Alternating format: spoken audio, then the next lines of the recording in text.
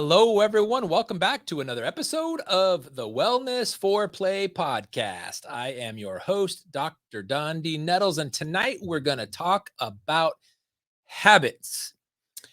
I love habits. Habits are those things that just become second nature to you. They say it takes between, say, 21 and 30 days on average, depending upon the expert that you're talking to develop a new habit. And tonight we're going to be talking about foundational habits. And in her book called Better Than Before, Gretchen Rubin talks about what she calls the four foundational habits that almost everyone can benefit from, and why a foundational habit as opposed to just a general habit. Well, in her opinion, and what she states in her book, again, it's called Better Than Before. Gretchen Rubin, Rubin is her name. She talks about the foundational habits and the foundational health habits as it relates to kind of the foundation or the building blocks that all of your other habits are built upon, which is kind of why she calls them foundational habits. In another book about habits called The Power of Habit by Charles Duhigg, he calls them keystone habits, or they're very similar in which they talk about it. And in Charles Duhigg's book called The Power of Habit, he talks about keystone habits being the soil from which all your other habits emerge from. So I kind of liked that parallel. So speaking of other books about habits that I would highly, highly, highly recommend, how about Atomic Habits by James Clear? Amazing, amazing book. And another one of my favorites is High Performance Habits by Brendan Burchard. You should read all of those books about habits. They're pretty amazing. But let's get into something. And I want to recall an experience that I had when I was an undergrad at San Jose State University. I went to see Stephen R. Covey and never heard of him before. I had never heard of the 7 Habits of Highly Effective People, which is an amazing book that he wrote. He was a guest lecturer coming to speak at San Jose State. And we decided to go as my business class. We all went and attended, and it was phenomenal. And the way he started, it was a Tuesday. I'll never forget. It was a Tuesday, and his daughter was there. And his daughter was probably between 12 and 13 years old. And he was there with his daughter. And this was the story, how he started the story. He was supposed to have lunch with President Bill Clinton. This is how long ago that was. He was supposed to have lunch with President Bill Clinton, but Tuesdays are his day with his daughter, and his daughter wanted him to speak at San Jose State. So rather than have lunch with the president, he had lunch and went to actually speak at San Jose State University with his daughter, brought her out on stage, and he introduced his daughter as a big rock. Now, that will play into the story I'm about to tell you that he told us then. And now you've probably already heard this story, but this is where it started from with Stephen R. Covey. This was back in the 80s. And there was a table in front of him, and he reached underneath the table, which the audience couldn't see. And he put this glass cylinder, clear cylinder, probably at 2 feet tall, about as big around as, say, like a volleyball, very tall glass cylinder. And he proceeded to put 5 big round rocks inside, one on the bottom, stacked on top until the other one was about an inch outside the top. And he asked, raise your hand if you think this is full. And, is it a trick question? And I was like in the first row. And I remember looking at it going, I see these 5 big rocks. And I'm thinking from the perspective, can he fit another rock in there? The answer is no. Therefore, it's full. So I, like probably 99% of the entire audience, and that was probably 3,000 people in there, raised their hand. And he said, interesting. So he reaches under the table again, pulls out this bucket, and he pours these rocks that are about the size of marbles, that they filter very nicely in between these 5 big rocks all the way to the top of this cylinder. And then he asks again, who thinks it's full now? Well, now people started to catch on. Marjorie, great to see you. Marcy, thanks for tuning in.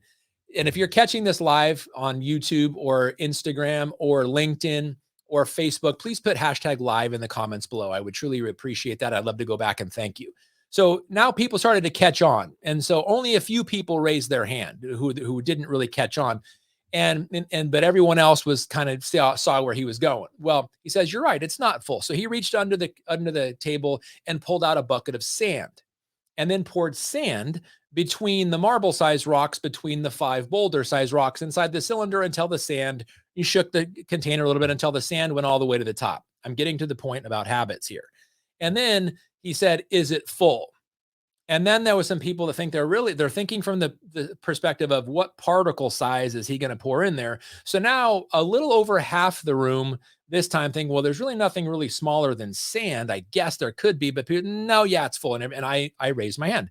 And then he reached out and he brings this pitcher of water and pours the water on. You guys have probably seen this. Well, this was in the mid 80s when he did this. And I thought it was what a wonderful example. And then he said, but we're not there for a chemistry lesson. We were there for his talk, and his talk was about habits of time. Where do you place your time on the priorities? And then he brought another cylinder just like the one, moved it over to the left, and put 5 big rocks in there. And he says, you need to figure out who or what are the big rocks in your life, and you place them into your life or your calendar or your available time first. That's the habit. First, place your very important things in life first into your calendar, because if you are planning on just having it happen on the fly, it'll never happen.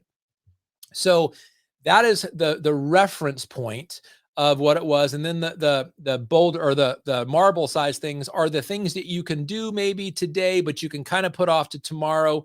And then the sand is, the things that don't really all matter all that much. Maybe your hobbies, or they're not really that much of a priority in your life as it is, but there's something you like to do. And the water is just what holds it all together. So I just wanted to share that visual with you as far as habits are concerned, because it really goes along with what she was talking about, Ms. Rubin, in her book, Better Than Before, about foundational habits. And the first one she talks about is sleeping.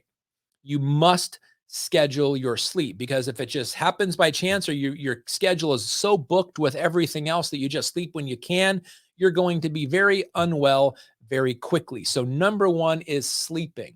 And they actually start to build upon one another. Number 2 foundational habit is physical activity. Movement. They say sitting is the new cancer. Get up every hour if you have a desk job, or even preferably every half hour, and stretch and walk around. Get about 35 to 50 to even 100 steps every half hour if you're at a day job and you sit at your desk for the vast majority of your time. Try to get in at least 250 steps per hour. Ultimately, 10,000 steps a day, ultimately, but sometimes you're relegated to a desk. But the key is movement. So 1 is sleeping, 2 is physical activity, 3 is eating and drinking right.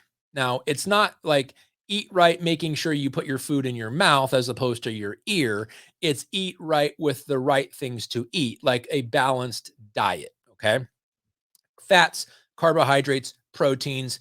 I love a book called Eat Right for Your Type, based on your blood type. What are the foods that you should stay away from? What are the foods that you should predominantly consume? So eating right and drinking right. And it really isn't light beer over regular beer, dark beer over no beer, water over everything. It didn't really get into that. It was just drinking right, meaning drink water primarily. In fact, I think I might have talked about this on other episodes. Human beings are the only animal by choice drinks anything other than water, because it's really all we need is water. We just choose to drink other things in place of water because they taste better. So the key here is eat right and drink right is number 3. And number 4 is uncluttering. Now, when I first was reading this, I was like, is that decluttering? Because I would choose to use the word declutter over unclutter. It's just a word that I would have preferential in using. Well, there's a difference between decluttering and uncluttering. Decluttering is just getting rid of clutter, right? Just if you see clutter, get rid of it. Unclutter is tidying up. And so in her definition, it's not decluttering she's talking about. In other words, getting rid of all clutter. It's tidying it up so that it's in order, because you can have things that are tidied up or stacked nice and neat, but they're out of order. For example, I remember many, many years ago listening to a pastor named Miles Monroe talking about the difference between order and organized. You can take everything in your kitchen, your refrigerator, your oven, your sink, your stove, your kitchen table, and put it all in the living room, all nice and orderly, or all nice and organized. And you can take the love seat, and the coffee table and the TV and an entertainment center and your couch, and you can put it all in the kitchen and you can organize it, but it's not orderly. It's completely out of order, even though it's organized. So decluttering is getting rid of all clutter. And while that may be good for your psyche and it may be good and help you navigate through your room for those of you who are maybe hoarding a little too much, but in her reference here, she's talking about uncluttering, meaning tidying it up and making it useful, making it productive, making it orderly for your benefit. So those are the things in her book. Again, it's called Better Than Before. Gloria Rubin, she talks about the 4 foundational health habits of sleeping. And when you sleep, you get better rest. When you get better rest, you're going to have more productive physical activity. And when you have physical activity, you will actually sleep better. They really, really feed off of one another. And when you're having a good, healthy, nutritious, balanced diet, you are going to be able to have better movement when you're actually being physically active because you'll have less inflammation. And when you have better movement and you are just, your body is working better and you have less inflammation, you generally just sleep better. And when you have unclutter, when you have tidiness, when you have order in your life, you are just mentally freed up to be as productive as you possibly can and maximize the habits that you do and that you implement in life. And here's the thing with her foundational habits: put those things in your calendar first and schedule everything else, all your other micro habits, all the other things that you love to do around sleeping, physical activity, eating right, and uncluttering, and watch how much more productive your life will be. It will be, title of the book, Better Than Before. Thank you guys so much for tuning in. If you found any value in tonight's episode at all, please share it forward. Give us a comment, give us a like. We do have a YouTube channel. It is just amazing. I'm going to put the link down below. Please go subscribe to our YouTube channel. Actually, ring the bell so you get notified because we upload new videos Monday through Friday, which are the podcast episodes here. Thank you so much. Truly appreciate you. Have a wonderful day. Take care. We'll see you tomorrow with another episode. Take care. God bless.